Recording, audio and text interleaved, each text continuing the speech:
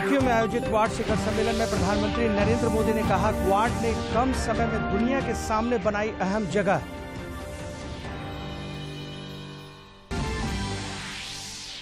पंचायत चुनाव के तीसरे चरण के लिए 19 जिलों के 70 प्रखंडों के 1047 ग्राम पंचायतों में मतदान जारी।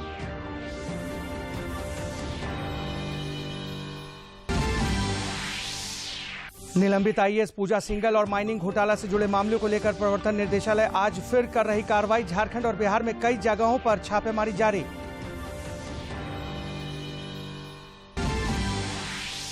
और मुख्यमंत्री हेमंत सोरेन ने सरकारी स्कूलों को सेंटर ऑफ एक्सीलेंस के रूप में विकसित करने पर दिया जोर। 405 विद्यालयों का किया गया चयन।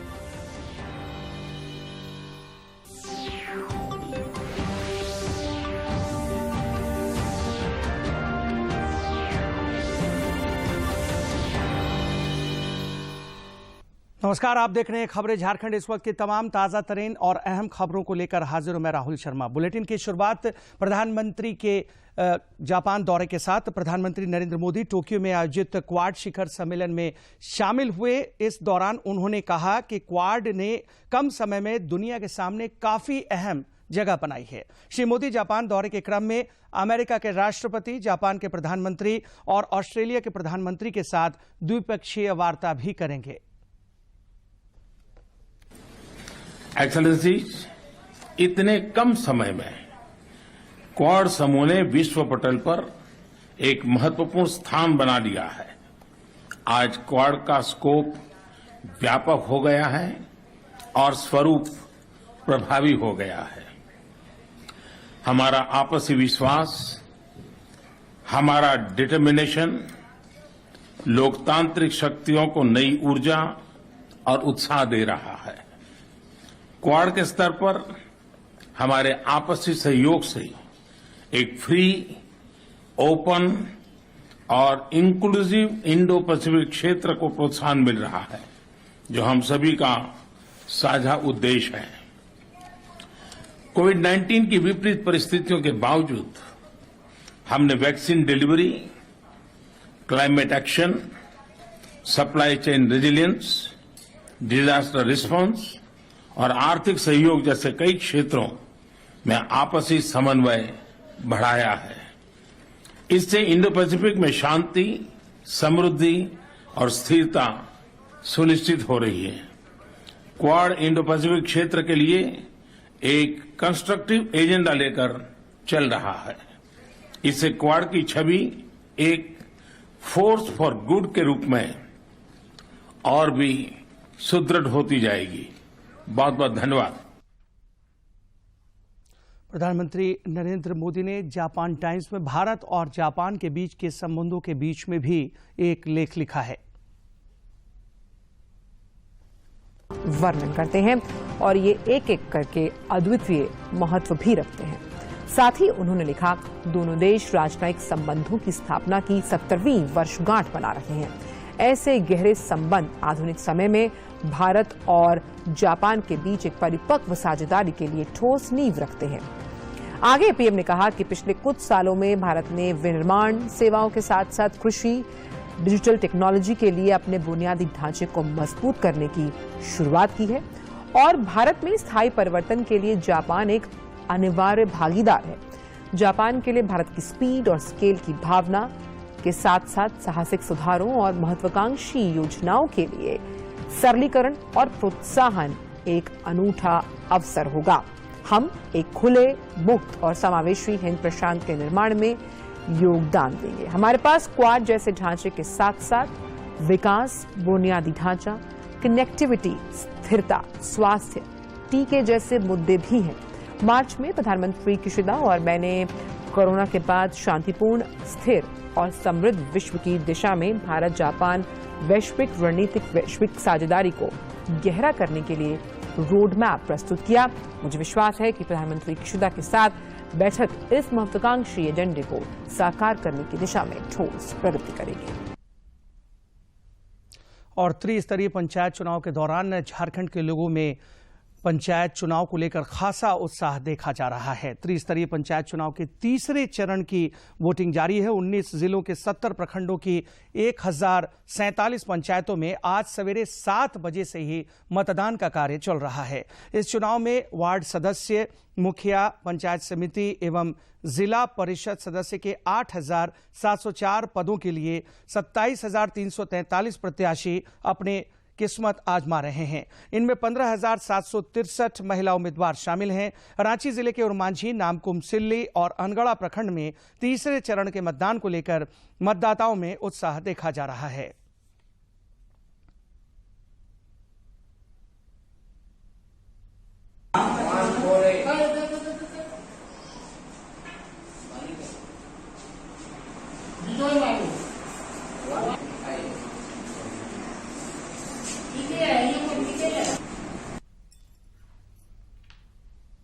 इस बीच बोकारो में भी त्रिस्तरीय पंचायत चुनाव के दौरान सुरक्षा के पुख्ता इंतजाम किए गए हैं और हर जगहों पर शांतिपूर्ण ढंग से वोटिंग चल रही है। नक्सल प्रभावित इलाकों में भी विशेष इंतजाम किए गए हैं। त्रिस्तरीय पंचायत चुनाव में तीसरे चरण में नावाडी और चंद्रपुरा प्रखंड के 540 मतदान केंद्रों पर भारी सुरक्षा व्यवस्था के बीच बोकारो में मतदान जारी है। गांव की सरकार चुनने में दिव्यांग, बुजुर्ग एवं महिला मतदाता भी अपनी भागीदारी सुनिश्चित करते देखे गए। मौसम के नरम तेवर के कारण मतदान केंद्रों पर सुबह से ही लंबी कतार देखने को मिली। मतदान करने के बाद पूनम देवी ने कहा कि उनके पंचायत क्षेत्र में शिक्षा एवं स्वास्थ्य व्यवस्था की काफी कमी है। थोड़ा जानकारी हो हर चीज के विषय में और माने डॉक्टर यहाँ अच्छा है, चिकित्सा अच्छा हो। मतदान केंद्रों पर मतदाताओं का उत्साह देखते ही बन रहा है। मतदाता दुखन मुर्मू ने कहा कि हम वैसे प्रत्याशी को चुन रहे हैं जिनकी सोच गांव के प्रति सकारात्मक हो और वो विकास कार्य करें।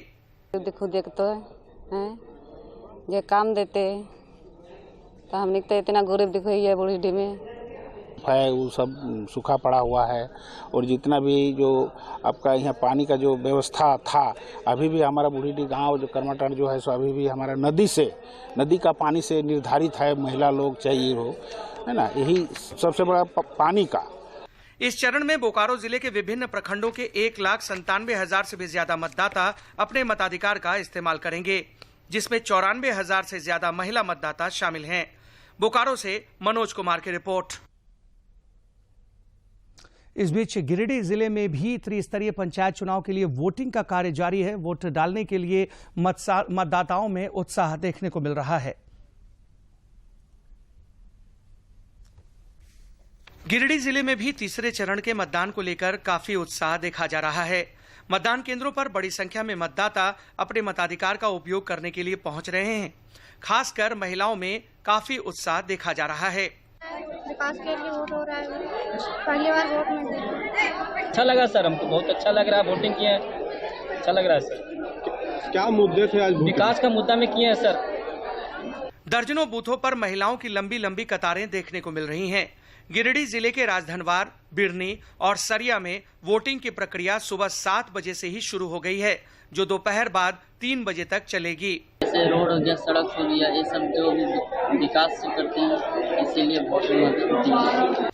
गिरिडीह जिले में तृतीय चरण के चुनाव में 86 मुखिया, 1101 ग्राम पंचायत सदस्य, 110 पंचायत समिति सदस्य और 11 जिला परिषद के लिए 1101 बूथों पर 3,90,000 मतदाता अपने मताधिकार का इस्तेमाल करेंगे।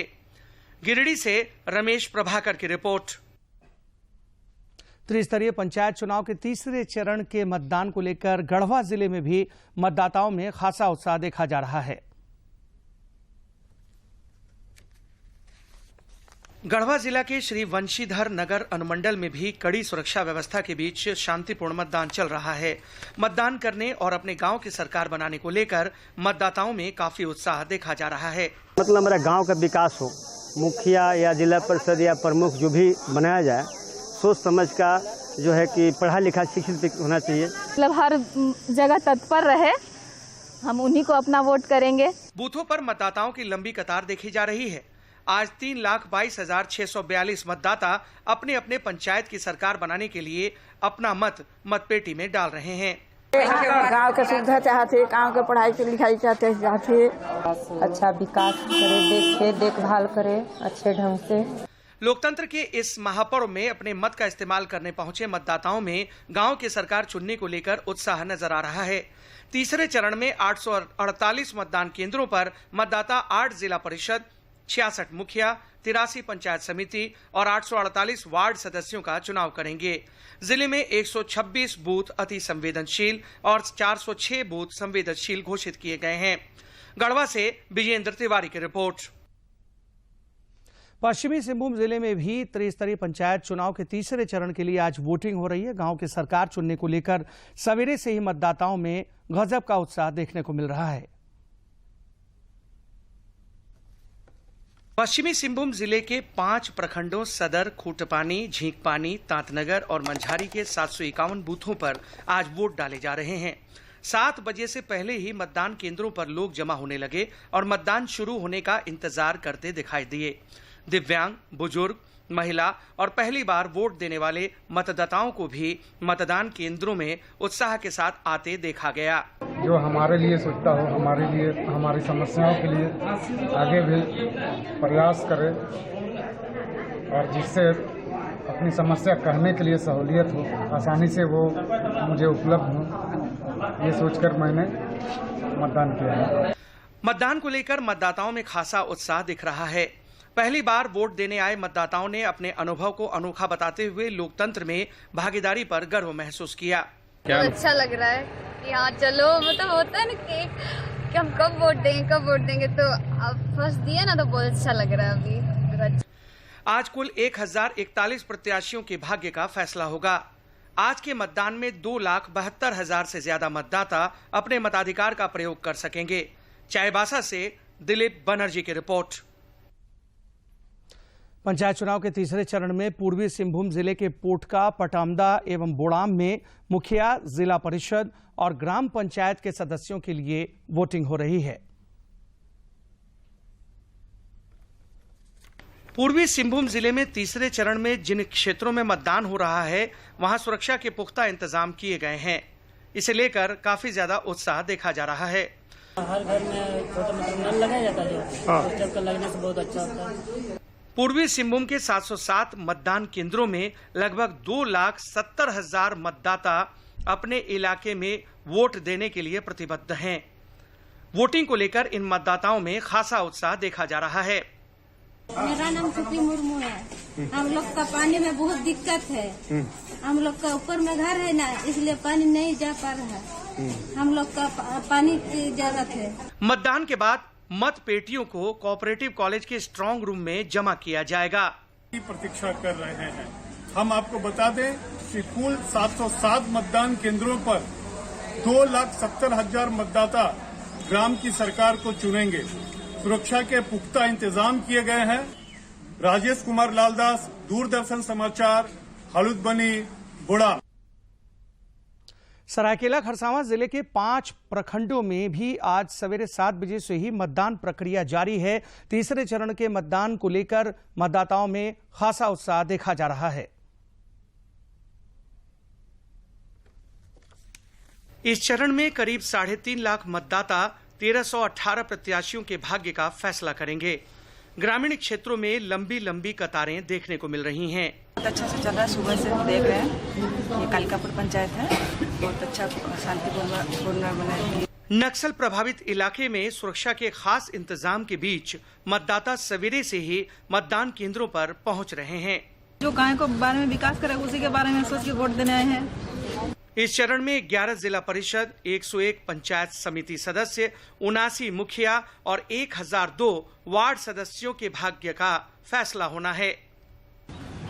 त्रिस्तरीय पंचायत चुनाव के तीसरे चरण में सरायकेला अनुमंडल के 5 प्रखंडों में आज मतदान हो रहा है। सरायकेला, खरसवां, राजनगर, कुचाई और गम्हरिया में लगभग 3.5 लाख मतदाता 1002 मतदान केंद्रों में अपनी गांव की सरकार को चुनने के लिए मतदान कर रहे हैं।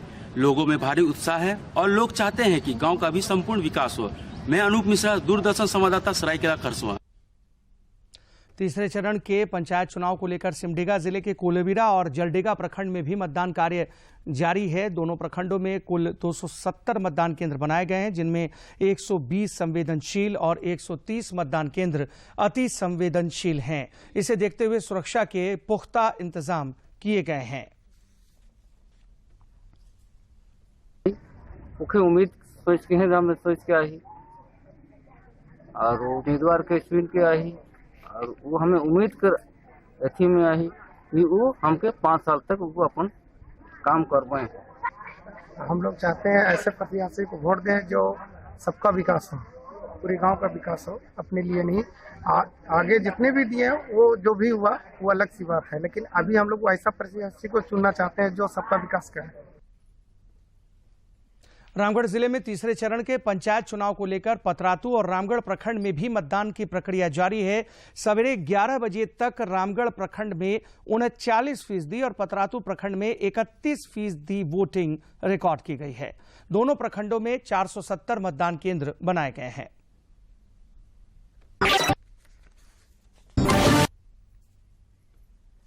बूथ संवेदनशील और 16 अति संवेदनशील हैं। वहीं पतरातू प्रखंड में 94 संवेदनशील और 78 अति संवेदनशील हैं। इन बूथों पर सुरक्षा के पुख्ता इंतजाम किए गए हैं।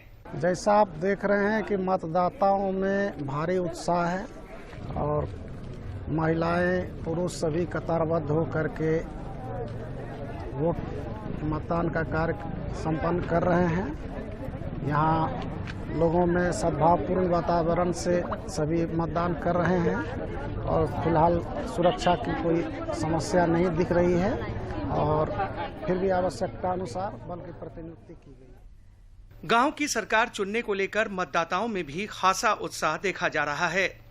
मतदाताओं ने बताया, भय मुक्त वातावरण में स्वच्छ एवं निष्पक्ष मतदान चल रहा है। दुर्गी पंचायत के बूथ संख्या 5 और 6 दोनों एक ही जगह है और उत्साहपूर्वक महिलाओं की संख्या इसमें ज़्यादा है, बढ़ चढ़ के हिस्सा ले रही है गांव की सरकार चुनने के लिए। हाँ, संवेदनशील है मतदान। यहाँ थोड़ा स्लो है 5 में। सुरक्षा की व्यवस्था आज के मतदाता तो सबसे पहले कि बहुत शांतिपूर्ण तरीके से चल रहा है। जैसे हर साल चलता है वैसे ही, या हर बार जैसे चलता है वैसे अभी भी चल रहा है। ये बूथ संवेदनशील है। ये बूथ संवेदनशील है, इसमें कोई शक नहीं है और हर बार की तरह इस बार भी वोट अच्छा जा रहा है। किसी तरह कोई लफड़ा शूटिंग नहीं है, सब शांति तरीके से दे रहे हैं। NTS बैराकाना एरिया दुर्गी पंचायत ग्राम का जो बड़ी शांतिपूर्ण चल रहा है, इसमें कहीं से कोई दिक्कत किसी को सामना नहीं करना पड़ रहा है। जिला प्रशासन की व्यवस्था किस तरह की? जिला प्रशासन की व्यवस्था अच्छी है, सराहनीय है। भय मुक्त वातावरण में मतदान हो, इसके लिए क्या कुछ प्रयास किया? तीसरे चरण के वोटों की गिनती 31 मई को होगी। मैं अभी उपस्थित हूं पतरातू प्रखंड के बूथ संख्या 405 पर, जो संवेदनशील है। आप मेरे पीछे देख सकते हैं मतदाताओं की लंबी कतारें सुबह से ही लगी हुई है। बहरहाल आज के मतदान के लिए 470 मतदान केंद्र बनाए गए हैं, जिनमें 1,70,272 मतदाता 567 प्रत्याशियों के भाग का फैसला करेंगे, जिनकी मतगणना 31 मई को संपन्न होगी। कौशल किशोर तिवारी, दूरदर्शन समाचार, रामगढ़। लोहरदगा जिले के 2 प्रखंडों सेन्हा और कुड़ू में तीसरे चरण का मतदान सवेरे 7 बजे से जारी है। जिला प्रशासन की ओर से शांतिपूर्ण मतदान को लेकर सुरक्षा के पुख्ता बंदोबस्त किए गए हैं। संवेदनशील बूथों पर ड्रोन कैमरे से निगरानी की जा रही है।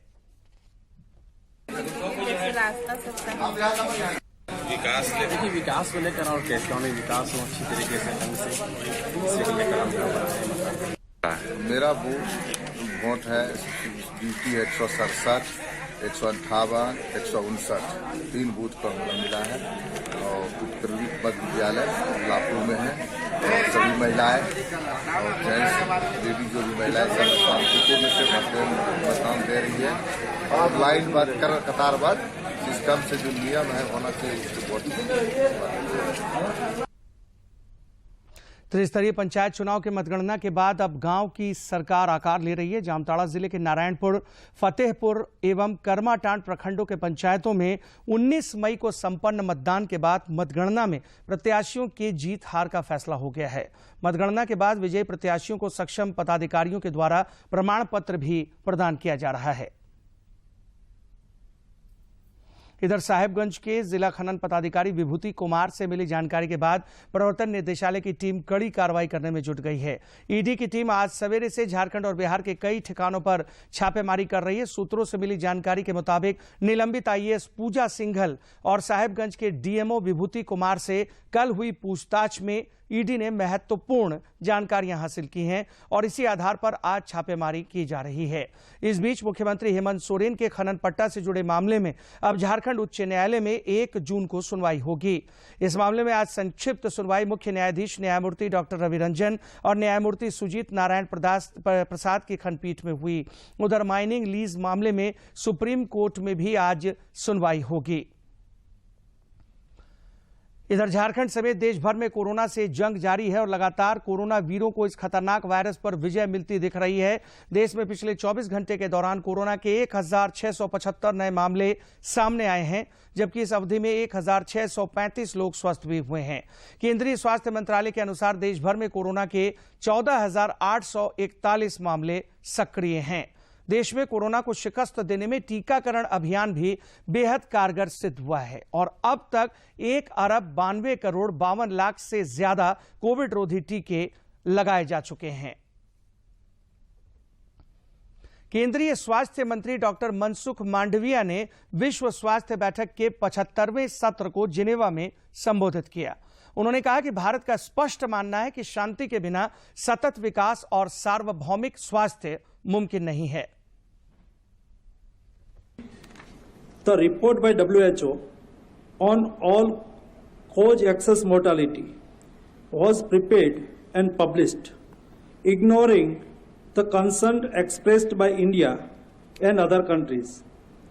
Over the methodology and sources of data, setting aside the country-specific authentic data from the Statutory Authority of India, Central Council of Health and Family Welfare, a constitutional body having a representation of health ministers from all states within India, passed a unanimous resolution asking me to convey their collective disappointment and concern in this regard.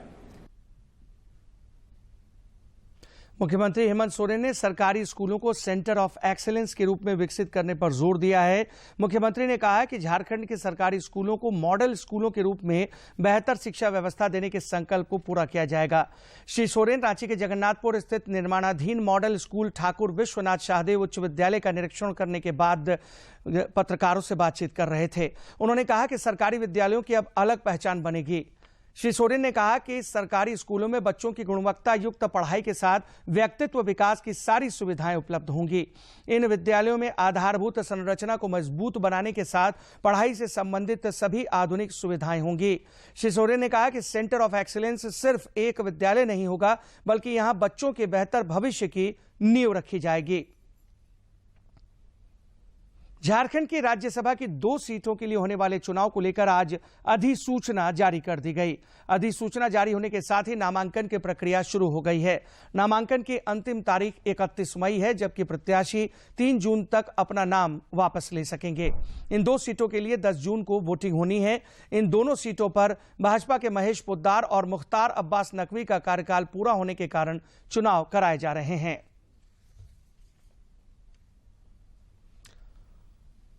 प्रधानमंत्री नरेंद्र मोदी आगामी रविवार 29 मई को सुबह 11 बजे आकाशवाणी पर अपने मन की बात कार्यक्रम के जरिए देश विदेश के लोगों के साथ अपने विचार साझा करेंगे।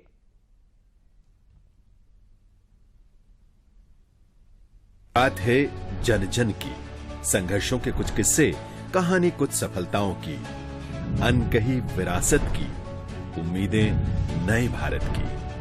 महीने के आखिरी रविवार का रहता है इंतजार मलयाचल के आंचल से विंध्याचल के आंगन तक, ब्रह्मपुत्र के घाट से हिमालय के विस्तार तक होती है मन की बात प्रधानमंत्री के साथ। तो सुनिए इस महीने 29 मई सुबह 11 बजे मन की बात आकाशवाणी और दूरदर्शन के सभी चैनलों पर। मन की बात के प्रादेशिक भाषाओं में अनुवाद का पुनः प्रसारण आप सुन सकते हैं रात 8 बजे आकाशवाणी और दूरदर्शन के सभी प्रादेशिक चैनलों पर। तो याद रखें, रविवार 29 मई सुबह 11 बजे मन की बात। विश्व स्वास्थ्य संगठन ने भारत की 10 लाख महिला आशा स्वयंसेवकों को स्वास्थ्य के क्षेत्र में उनकी महत्वपूर्ण भूमिका एवं योगदान के लिए सम्मानित किया है, जिसकी प्रधानमंत्री नरेंद्र मोदी ने सराहना की है। इस उपलब्धि से रामगढ़ की सहिया बहनें काफी उत्साहित हैं। देश की आशा स्वयंसेवकों को स्वास्थ्य के क्षेत्र में उनके उत्कृष्ट योगदान, नेतृत्व एवं प्रतिबद्धता के लिए विश्व स्वास्थ्य संगठन ने ग्लोबल हेल्थ लीडर्स अवार्ड से सम्मानित किया है। क्योंकि अगर लोग स्वस्थ रहेंगे तो आर्थिक उन्नति होगी, और अभी भारत की अगर आर्थिक उन्नति हो रही है तो उसमें सहियाओं का बहुत बड़ा योगदान है, और आगे भी इनका योगदान बना रहेगा। सरकार भी इनका ख्याल रख रही है। ये बिल्कुल निस्वार्थ भाव से एक सामाजिक कार्यकर्ता के रूप में काम शुरू किए थे। अभी कुछ मानदेय इन्हें मिलता है जो फिर बढ़ाया गया है, तो सरकार भी इनका ख्याल रख रही है। और global leadership, health leadership award मिलने के बाद हमें उम्मीद है कि सरकार और भी ज्यादा सहियाओं का ख्याल। District programme coordinator Ranjeet Singh ने कहा कि विश्व स्वास्थ्य संगठन के इस सम्मान से सहिया बहनों में नई ऊर्जा का संचार हुआ है। बहुत बड़ी चुनौती है इस कोविड महामारी में। तो कई बार इन लोगों ने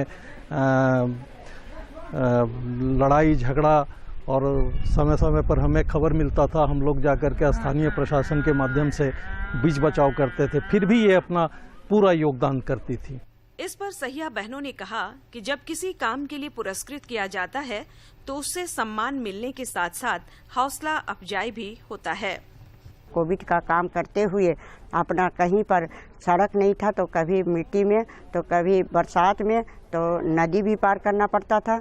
वैसा हाल में हम लोग काम करते हुए कोविड को संभाले हैं। फर्स्ट टाइम बहुत ही कठिन आया हुआ, क्योंकि लोग वैक्सीन लेने से मना कर रहे थे, नहीं कि हमको ये हो जा रहा है, वो हो जा रहा है, हम नहीं लेंगे, लोग मर जा रहे हैं, है ना। लेकिन पहले खुद में भी प्रैक्टिस करना पड़ा, उन लोग को दिखाना पड़ा कि हाँ वाकई में कोविड ये इंजेक्शन वैक्सीन लेने से कुछ नहीं होता है। बारीकी से बताना पड़ता है हर आदमी को कितना उम्र के साथ, और घर घर जाके उसको साथ में दवा खिलाना पड़ता है। हम लोग को मेहनत का फल मिला सर। कितना मेहनत करना पड़ा था कोविड में? बहुत मेहनत करना पड़ा सब। हम लोग जहाँ मतलब जाने का रास्ता का सुविधा नहीं हो, वहाँ जा जाके हम लोग कोविड का टीका कराएं सर।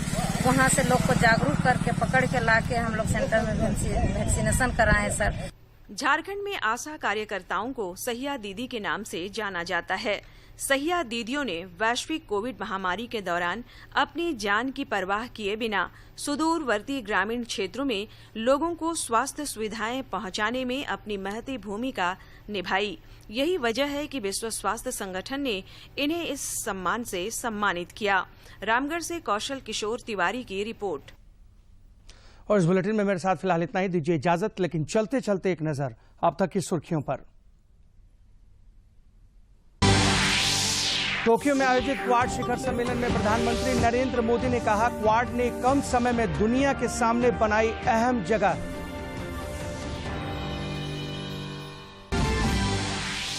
पंचायत चुनाव के तीसरे चरण के लिए 19 जिलों के 70 प्रखंडों के 1047 ग्राम पंचायतों में मतदान जारी।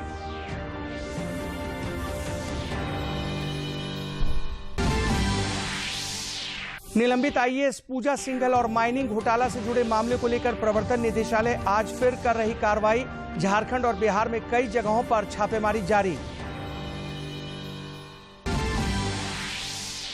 और मुख्यमंत्री हेमंत सोरेन ने सरकारी स्कूलों को सेंटर ऑफ एक्सीलेंस के रूप में विकसित करने पर दिया जोर। 405 विद्यालयों का किया गया चयन।